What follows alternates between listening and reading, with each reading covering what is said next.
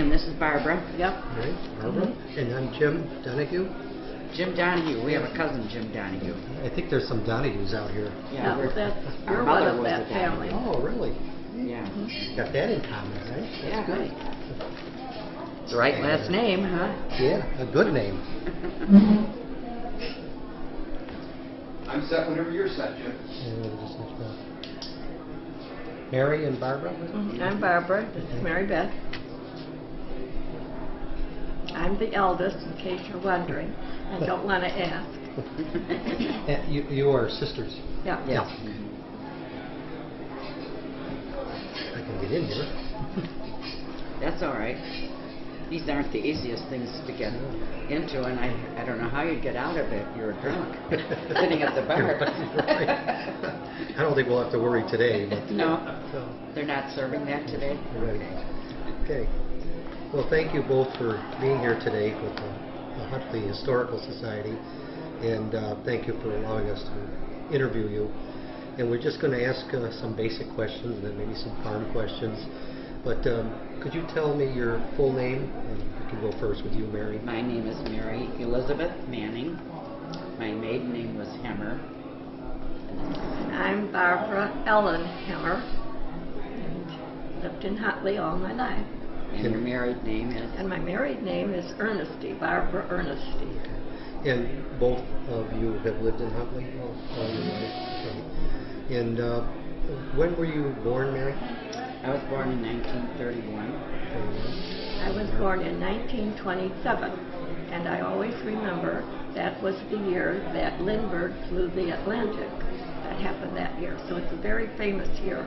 But you don't remember that when you were a baby, do you? No, but after I started learning history, I tied the said, two things together. It was a good year. Yeah. Yes. And were you both schooled in Huntley, in the Huntley School District? And we both went to the same college. Same college?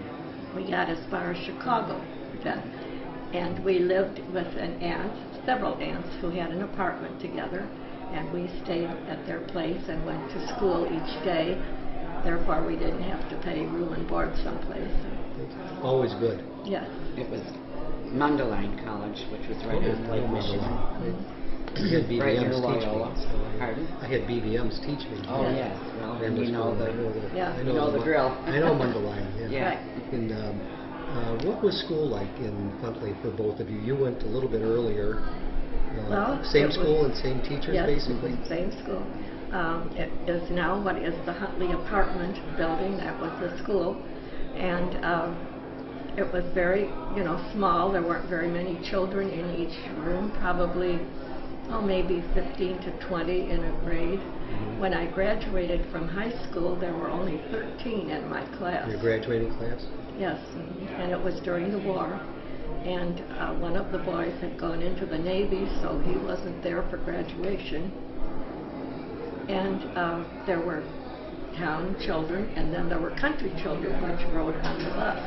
And so at the end of the day, the town children would go out one door, and the bus children would go out the other door. They'd go out to the bus. Is that same for you, Mary, or much different? No, things hadn't changed much. I had 13 in my graduating class also. And you were both born on a farm then?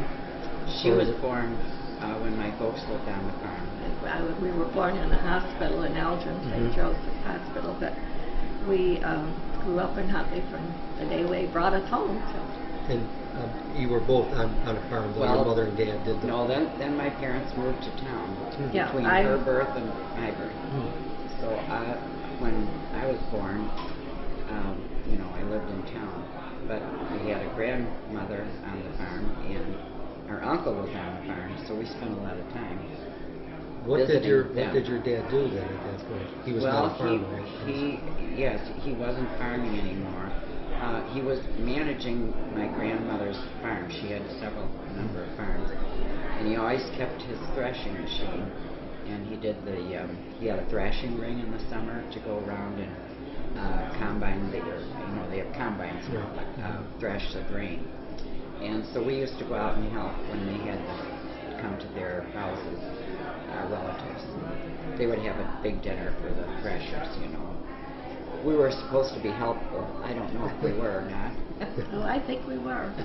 We did a lot of the, running back and forth, setting the table and Yeah. cleaning up and everything. What kind of things did you do when you were in like grammar school, for instance, games or social activity? Was it? Well, we had all the holidays were celebrated at that time. We had, connections with what was going on in school, and Valentine's Day and Halloween and all of that sort of thing. May Day, we even used to take May baskets around, which was just recently. 1st of May. She even gets a May basket every year. So all those little things. And did you have both farm friends and town friends Yes. both? And did that go on in high school too then? At that point? Oh, yeah. Mhm. We had friends that we would maybe go out and stay all night after a game or, Mhm. after some activities. Right. We had friends in the country, so. And what was the social life in terms of dances, and did they have a lot of that in Huntley? High school I'm talking about. Or not so much? They didn't have as much as not dances until you got to high school, and then we had the prom, and they would have a prom. However, the year that I graduated, which was in '45, they didn't have a prom at all because it was just before the war was ending, and I don't know, we had a small class, and we just decided we wouldn't even have a prom. Pass it by, yeah. Well, gas was rationed. Yeah. If you were going to have a fancy banquet, you might have to go out of town, and so it kind of just put a stop to it. You couldn't find dresses. The girls, they didn't make pretty dresses like they do now. They just didn't have them. There was a shortage. Yeah. Yeah. And we And just even- skipped it. We just skipped it. Yeah, because I was going to also ask, how did World War II affect both of you? Right. So it did affect you in Oh, yeah. a lot of different ways. Oh, yeah. Did it affect your family Gas very was badly? rationed. Gas was Or rationed. food, butter, I know, and Mhm. things like that. When I had limited. my tonsils out, the doctor lived here in town, and he asked my folks if my mother and I would like to ride down with him to the hospital in the morning before the surgery. So we did. My mother and I rode with the doctor. I pointed at the little sign in the window that showed how much gas you could purchase, and of course he had a better, Yeah, he could do more. a better thing in his window. And anyway, at the bottom of it, of this little sticker, it says, "Is this trip really necessary?" So I pointed to it. I wasn't too happy to go get Almost my sounds as tonsils bad out. as it is today. You got to wonder, is this trip necessary? We can't afford the gas now. That's true. That's true.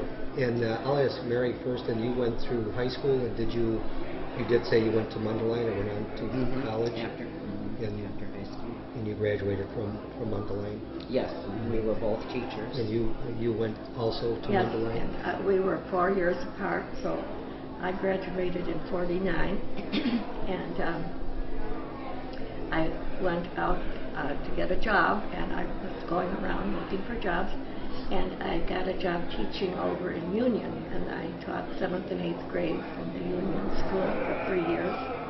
And when I went to apply, they sent me out to talk to some of the farmers who were on the school board. And I remember I went out to talk to this man who was on the school board, and he was out in his cornfield cultivating, his wife said. So I went out and stood in the cornfield there and talked with him. I got the job, and I taught there for 3 years before I got married. So, And you, Mary, also went into teaching? Yes, I did. Same area here, or did you go somewhere else? Pardon? Just say, did you teach in Huntley area or somewhere else? Well, later I did, but when I first started teaching, I was in New Hampshire. Not So you far away. both were, I was saying, you both Yeah. ended up pretty close to Right. and home then I base. taught in Huntley later too, but after I was married for a while, I returned to teaching, and then I taught in Huntley. So And when did you get married, Barb? I got married in, let me stop and think. Let me see. I got married in 1952. And what did your husband do? Well, he was a farmer. Oh, he was a farmer. Yep. And then did you move onto the Well, farm at that point, or did you guys? No, he rented this dairy farm, and his mother and brother lived with him on that farm, and they ran it together. And so we didn't have any place really to live.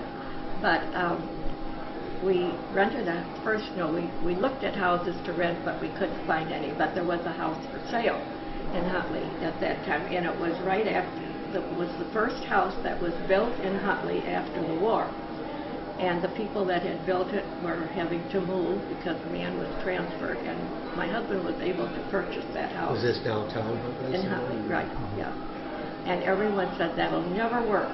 He has to drive out to the farm and back and forth every day. That won't work. But it did. We did it for 20 years. And,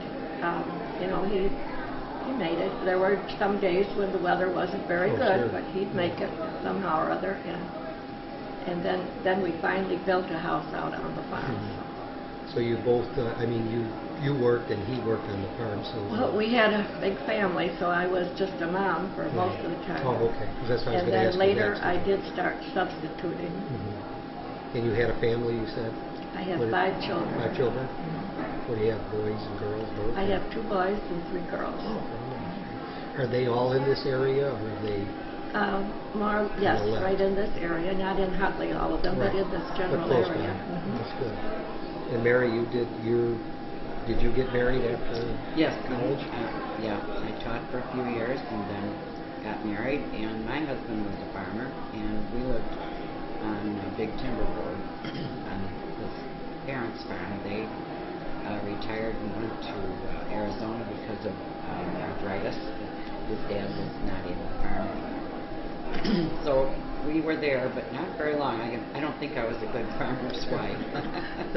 We were there about 3 years, and we had a lot of chickens, and we raised eggs for the hatchery and Marlow hatchery Yes. here in town. And he would buy the eggs for I would say maybe 3 or 4 months during a certain season. So when we sent the eggs up there, I'd have to clean between 30 and 60 dozen eggs a week to send to Marlow's. And then otherwise we would take them to a store in Elgin and sell them. So I did that. I was scared of cows, and I didn't want to get out in the barn and mix You weren't it up into with the butchering cows. and mixing up with the cows and all the other things, yeah. I was kind of squeamish about that. How long did you stay in the farm? We were there about 3 years, and then he came to town and he worked with Eunice Conley Farm Supply Company Okay. for years, and you'll see a lot of advertisements out there. I did see some of them. Yeah. So he worked there the rest of his work. And you had a family also? Yeah, we had 4 children. And you had boys or girls too? Or? Just 1 boy, 3 girls. That's what I had, 1 boy, 3 girls. And he's engaged in agriculture. He works for Tom's, the market, Tom's Market out here. He married Tom's daughter. Oh. That's a good way nice. to That's have nice. a job, isn't Yeah, it? you're not kidding, that's nice. And so he Your involved girls- in farming too. Are your girls all close by too? No. Oh, they're not here. One girl is, and the boy is. The other 2 are farther away. Besides World War II, were there any big events that happened in your lives that really stand out here in the Huntley area, or is it just kind of from time going from one thing to the next? What do you think? The biggest change is recent, Yeah. don't you think? I think so, yeah. We've had a lot of changes in our community in the last Yeah, 10, that's 15, 20 years. Keeps piling up with a lot of changes. At first, the changes seemed nice. We liked having more people, and it seemed good. But now it has gotten to the point sometimes when it's a little too much, you it's know. getting to be an active town, and it's Yeah. going to be more active now that they're opening up. And we're getting so we don't know people at all Mhm. anymore. We used to always know the people in the community, or a lot of them. Right. Now we go places and you just don't It's see getting too anybody. big, and of course, too many people are new.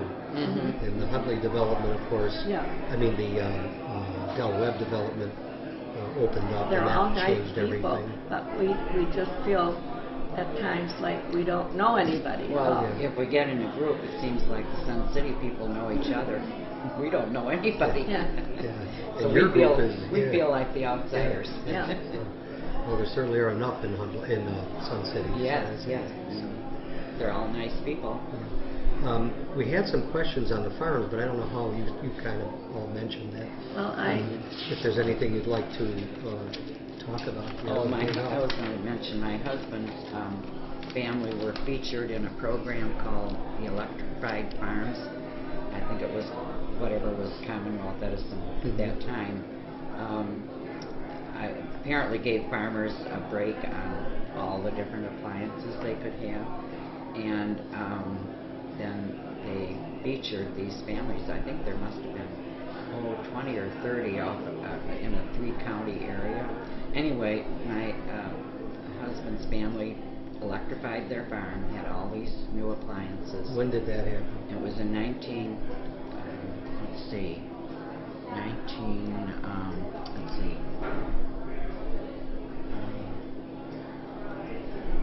39. 39. And the farmer had to open his farm and the house for visitors to come and see all these appliances. And my mother-in-law had a baby that summer in the middle of all that. Every afternoon, visitors So would people come. did come. Yeah, and she'd have to have the house ready and all this and show off. They had a mango, if you know what a Yes, I mango do. is. You know, everything else, all the electric appliances. And they went into the barn to see all the milk coolers and all the things out there. And I can't imagine she could even agree to that every day. That sounds like a big advantage for what they did for them too, though, from the standpoint of. Well, I think they got, they had to buy the appliances, but I'm sure they got a little them bit at a better rate. A bit of rate, yeah. So they always called it they called it the Electrified Farms program, and that was in the early 40s. I said, but I think it was 1939 because this brother was born that year, so I kind of made a mistake there. Barbara, anything you had? Well, I just put this down today because I asked my son because I thought he would remember. It said, where did you shop for implements and different things? And I can remember at the time, during those early years of, like, say, the 40s and 50s and 30s too, there were 5 or 6 implement companies right in Huntley. He named them all, every one of them. And they all made a living. And they all made a living, and it was one of the biggest. That seems like a lot. You does think seem of a lot. Huntley as a But small I town. put it down here. I don't have the names, but he named them all. Every one of them had a representative in Huntley and did a business here. Yeah. And now we don't have any implement business in Huntley. Yeah, well, You'll of have course, to go far, far away now to get your parts or anything.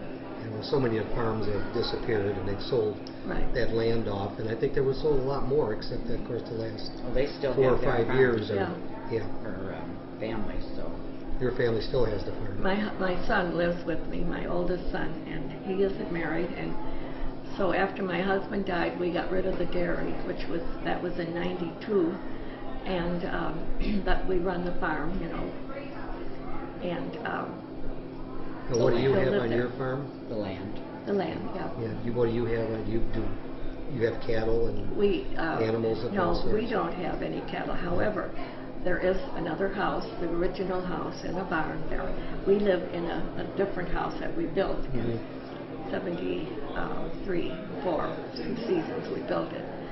Well, anyhow, my daughter and her husband rent that place, and they have some of their livestock there, and they live in the house. So it's still being used. And crops have various. Yeah, and then we have our own crops. We run the crops, and they run other land. They rent other places. So you're still involved. Yeah, we're still involved. Yeah, very nice. And I keep saying I really am not retired because I still have to cook every day, and all the stuff that comes in from the garden I take care of. And I don't freeze a whole lot as much or anything as I used to, but we still Do a lot of I it. give it away to other people because share it. And I always ask, looking back now, was your life good? I mean, in terms of the education you got and the friends you had here in a small town, farming area, or because you always try to compare it with the city life, and of course if you're not used to or been not involved too much in city life. Well, we were while we were in school, in college. I think always we wanted had to a come good back life. here. Every time I'd go into Chicago, I'd love to go for a day or so, but I was always ready to come home again. I think that answers that question. Yeah. Yeah, because it's a big difference in growing up on a Right. farm or farm community at least versus a big city and inner city, you might say, in some of them too. So, Thought I was a country girl, yeah, very good. Well, and I thank like you. country people. Yeah, well, as I said, I can see how easy that would be because they all seem like they get along well and do things together and all. So, well, thank you both for being us. We Thank you. appreciate your time and for sharing your I backgrounds think it with was us. nice to meet another gentleman. Yes. There's a few of us around.